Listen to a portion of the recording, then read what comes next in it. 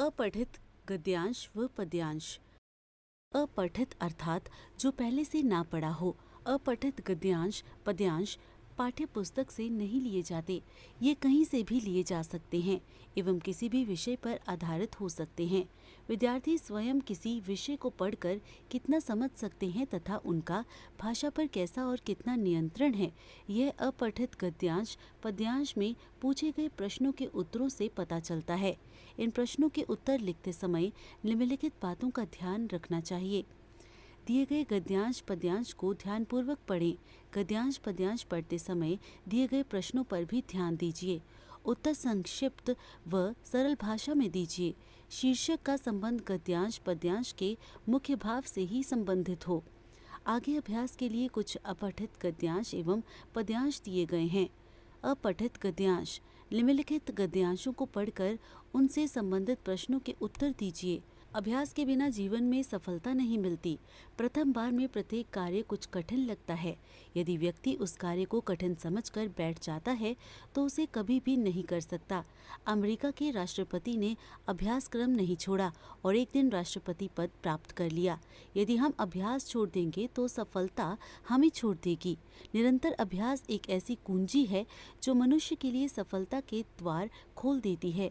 अभ्यास से विद्या अमृत बन जाती है तो बिना अभ्यास के विद्या विष का रूप धारण कर लेती है। जो मनुष्य अभ्यास नहीं करता उसके पास विद्या अधिक समय तक नहीं टिकती। बहुत बड़ा गणितज्ञ भी यदि अभ्यास छोड़ देगा तो गणित उसे छोड़ देगा। खिलाड़ी यदि खेल का अभ्यास नहीं करेगा तो कभी भी कीर्तिमान स्थापित नहीं कर पाएगा। अतः अभ्यास अवश्य करना चाहिए। कठिन कार्य कैसे सरल हो जाता है? कठिन कार्य निरंतर अभ्यास करके सरल हो जाता है। सफलता साथ कैसे छोड़ देती है? सफलता अभ्यास न करने पर साथ छोड़ देती है। निरंतर अभ्यास करना किसकी कुंजी है? निरंतर अभ्यास करना सफलता प्राप्त करने की कुंजी है। गद्यांश का उचित शीर्षक है निरंतर अभ्यास का महत्व। पर्यावरण का अर्थ है वह परिवेश या वातावरण जिसमें हम रहते हैं। यदि हमारा परिवेश अथवा वातावरण प्रदूषित होगा तो हमारा जीवन यापन अत्यंत कष्टदायक हो जाएगा। पर्यावरण के संरक्षण में प्रकृति बहुत महत्वपूर्ण भूमिका अदा करती है और जिस समय तक मनुष्य प्रकृति में हस्तक्षेप नहीं करता वह सानंद जीवन यापन कर सकता है। वैज्ञानिक क्रांति के बाद विश्व में औद्योगिकरण के कारण पर्यावरण प्रदूषण अधिकाधिक बढ़ता जा रहा है। वातावरण विषैला या दूषित होता जा रहा है। जनसंख्या बढ़ोतरी के कारण नगरों में कार्बन मोनोऑक्साइड ऑक्सीजन का स्थान ले रही है। आज मनुष्य प्रकृति का शोषण कर रहा है, उसमें गंदगी फैला रहा है। पर्यावरण से आप क्या समझते हैं? पर्यावरण से हमारा आशय वह परिवेश या वातावरण है जिसमें हम अपना जीवन व्यतीत करते हैं। पर्यावरण के दूषित होने पर मानव पर इसका क्या प्रभाव पड़ेगा? पर्यावरण के दूषित होने पर मानव का जीवन यापन अत्यंत कष्टदायक हो जाएगा।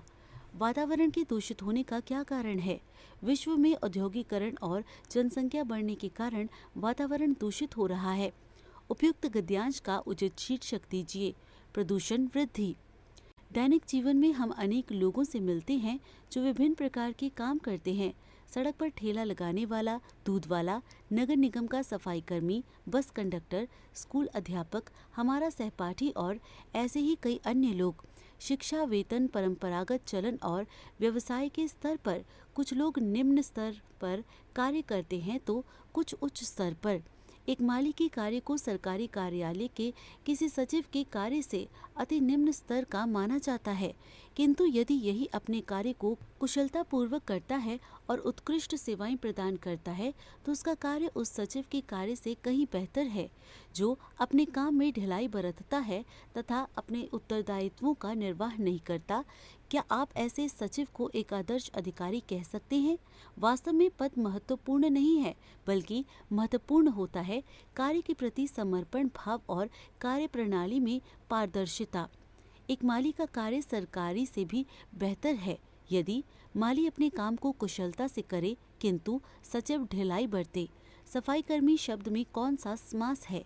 सफाई कर्मी शब्द में तत्पुरुष समास है। कार्यप्रणाली में पारदर्शिता का तात्पर्य है काम करने के ढंग में बरती गई कुशलता। बेहतर के लिए हिंदी पर्याय क्या होगा?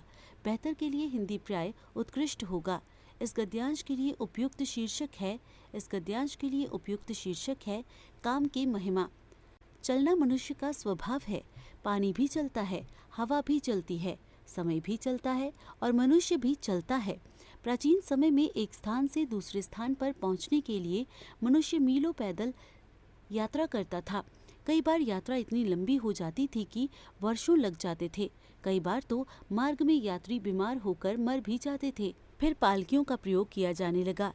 इन्हें 4 लोग उठाते थे, मगर रास्ते में चलते चलते थके लोगों की जगह लेने के लिए 8 या 12 लोग साथ में चलते थे। पालकियों का प्रयोग अधिकतर स्थितियों के लिए किया जाता था। पहिए के आविष्कार ने मनुष्य का जीवन ही बदल दिया।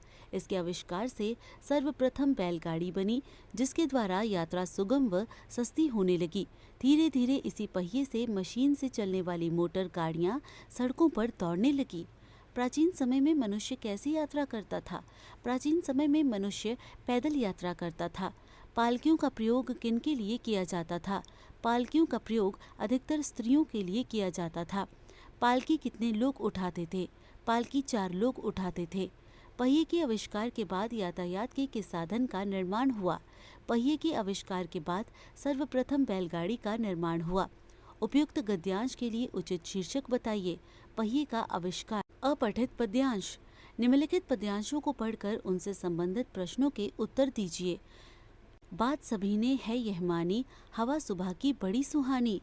सदा ताजगी देती है यह, आलस को हर लेती है यह रोगी ना होने देती, तनिक नसीहत खोने देती। सुबह सैर पर जाकर देखो, हवा निराली पाकर देखो। अगर सैर पर नित जाओगे, अच्छी सेहत तुम पाओगे।